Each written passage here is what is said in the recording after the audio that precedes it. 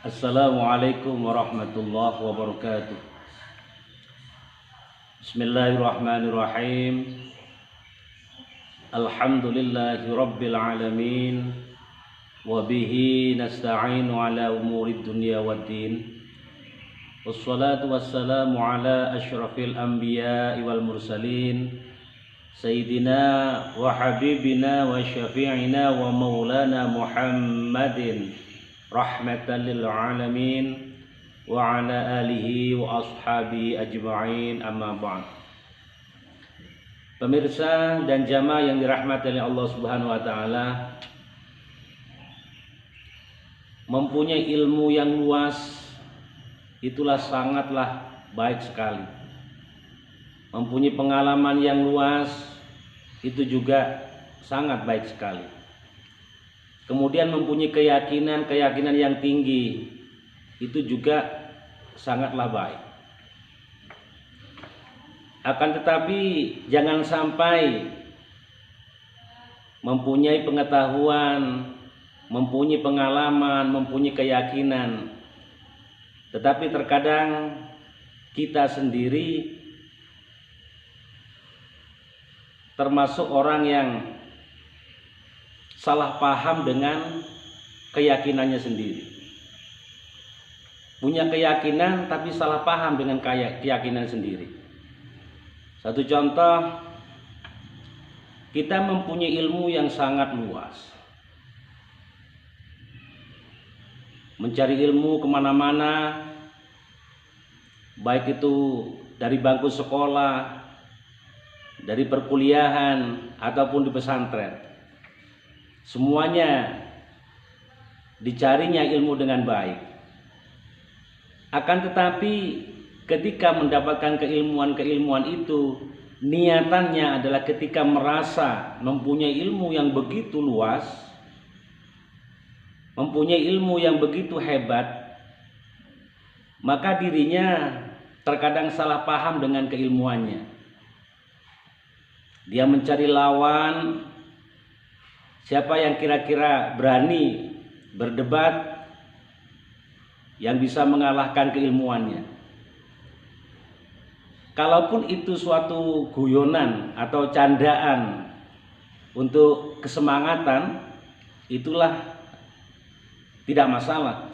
Akan tetapi ketika memang itu niatan itu timbul dari hati, itulah sangat bermasalah nantinya. Karena apa? Karena dianggapnya bahwa seorang itu salah paham dengan tujuan awalnya.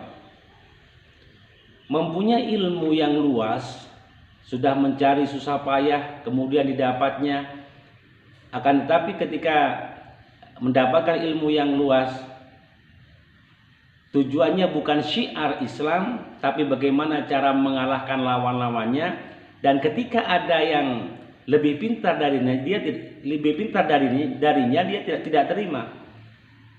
Tetapi kalau semuanya di bawahnya, begitu senangnya. Dan semuanya yang berdialog dengannya itu merasa risih. Karena apa? Karena pasti ada semacam pelecehan terhadap dirinya. Bukan semangat agar dirinya, orang lain seperti dirinya yang mempunyai ilmu yang luas, akan tapi ketika berdialog karena dipatahkan, karena dipojokkan, maka semangat untuk mencari ilmu itu dia putus asa jadinya.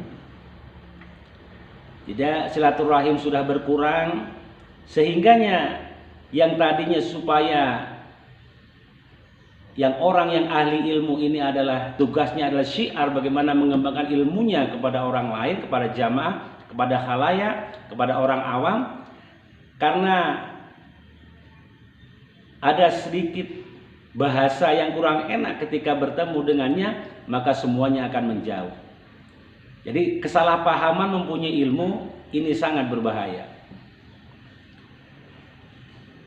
Kemudian niatan-niatan yang baik yang namanya menuntut ilmu itu kan menghilangkan kebodohan, dan itu merupakan suatu kewajiban sebagai muslim laki-laki dan muslim perempuan untuk menuntut ilmu, agar tahu bagaimana dirinya setelah menuntut ilmu, tahu bahwa kebesaran Allah Subhanahu wa taala. Jadi niatan menuntut ilmu itu agar kita ketika mempunyai ilmu yang luas itu agar senantiasa makin dekat dengan Allah. Artinya makin dekat dengan Allah itu mengembangkan ilmunya, menyampaikan keilmuannya kepada orang lain yang tadinya tidak bisa, ada dirinya yang mempunyai ilmu itu, maka dia bisa semangat, bisa dan bisa semangat belajar kepada dirinya. Sehingga menjadi tumpuan masalah, ada masalah bertanya kepada dirinya, kepada yang ahli ilmu itu. Bahwasanya kan kita tahu kalau orang yang seperti ini itu artinya mempunyai ilmu tapi menjadi tumpuan. Seharusnya tumpuannya itu kepada Allah Subhanahu wa taala, bukan kepada ilmunya. Ilmu itu milik Allah. Allah yang memberikan ilmunya kepada orang tersebut. Dan Allah juga bisa menjadi ilmu itu tidak barokah karena pamernya keilmuannya yang tidak manfaat kepada orang lain. Maka tujuannya mencari ilmu itu ada supaya kita ini bermanfaat. Seberapapun kita dapat ilmu itu dimanfaatkan dan bermanfaat kepada orang lain. Orang lain itu bisa menyerap keilmuan dari kita yang bisa ilmu itu, dan juga senang bertemu dengan kita karena memang paham dengan keilmuan dan bisa mengatasi masalah-masalah. Seperti halnya juga keyakinan. Kita kadang-kadang salah paham dengan keyakinan sendiri. Satu contoh, saya dulu tidak sholat, kemudian sekarang saya sholat. Nah begitu saya waktu tidak sholat itu menjadi rezeki itu lancar-lancar saja, aman-aman saja. Jadi setiap hari pasti saya dapat rezeki itu. Nah begitu saya sholat, maka rezeki itu tidak seperti biasanya, sulit saya cari. Pendapatan berkurang dan sebagainya. Yang seperti ini namanya mempunyai keyakinan yang salah. Kalau tujuannya yang tadinya sholat kemudian, yang tadinya tidak sholat kemudian sholat, sebelum sholat dia rezekinya lancar, kemudian begitu sholat rezekinya itu menurun, jangan melakukan satu kegiatan ibadah sholat itu untuk suatu perbandingan yang lain. Sholat itu karena perintah Allah, ingin dekat dengan Allah, dan itu wajib hukumnya. Melaksanakan perintah dulu, kewajiban kita kepada Allah itu perbaiki dulu, yang lain itu serahkan kepada Allah Subhanahu wa taala. Nah, keyakinan dan salah paham dengan keyakinan sendiri ini yang harus dipahami oleh semua orang. Begitu juga dengan belajar keilmuan agama.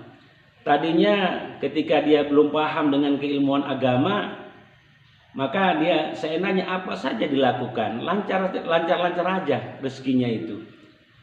Di sana sini tidak ada masalah apapun, baik itu halal maupun haram itu tidak peduli. Yang penting dirinya dapat rezeki pada waktu itu.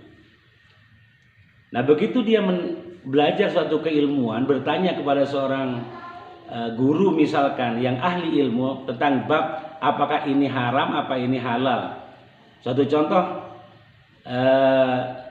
saya contohkan misalkan sebuah perdagangan. Misalkan orang berdagang melalui suatu timbangan, bertanya kira-kira kalau menimbang itu, kalau harganya tinggi misalkan, harganya tinggi melambung di atas rata-rata kawannya, akan tetapi saya sedikit mengubah timbangan itu, kira-kira itu halal apa haram? Kemudian jawabannya tentunya itu haram. Kenapa? Karena nyurangi timbangan. Mencuri timbangan itu adalah merupakan suatu dosa. Wailul lil mutaffifin. Jadi neraka umil bagi orang yang curang dalam timbangannya. Nah, begitu disampaikan hal ini, orang yang tadinya enak berdagang, enak menimbang dan sebagainya, karena tahu, maka dia merasa risih dengan pengetahuan agama, seolah-olah dia terkekang dengan pengetahuannya sendiri, dengan keyakinan sendiri. bahwa tahu itu tahu ilmu agama justru malah terkekang. Enak yang tidak tahu, itu salah paham namanya. Jadi salah paham dengan keyakinan sendiri. Saya berikan contoh. Sekarang banyak orang yang menimbang, terkadang salah tafsir dengan cara dia berdagang. Yang namanya berdagang itu suatu contoh. Misalkan seseorang menimbang suatu barang, misalkan apa itu sawit, apa itu karet dan sebagainya. Itu kan ada kadar airnya, kemudian ada pasirnya dan sebagainya. Begitu ditimbang, timbangan yang bagus misalkan 50 kg. 50 kg kemudian mengira-ngira 1, 2 atau 3 hari kira-kira susutnya adalah kira-kira 10 kg. Berarti tinggal 40 kg. Perkiraan bahwa susutnya 1, 2 sampai 3 hari atau seminggu itu sekitar 10 kg. Berarti tinggal 40 kg perkiraannya. Akan tetapi begitu dia timbang, bukan 10 kilo susutnya, malah justru misalkan 5 kilo. Nah, yang 5 kilo itu yang tadinya yang 10 kilo perkiraan, kemudian dia jual susutnya cuma 5 kilo, maka yang 5 kilo itu adalah subhat. Dan itu harus sampaikan kepada yang punya barang, bahwasanya barangnya yang saya timbang itu adalah susutnya cuma 5 kilo. Ini bagaimana? Kalau bisa ya serahkan. Karena apa? Karena itu perkiraan, namanya subhat.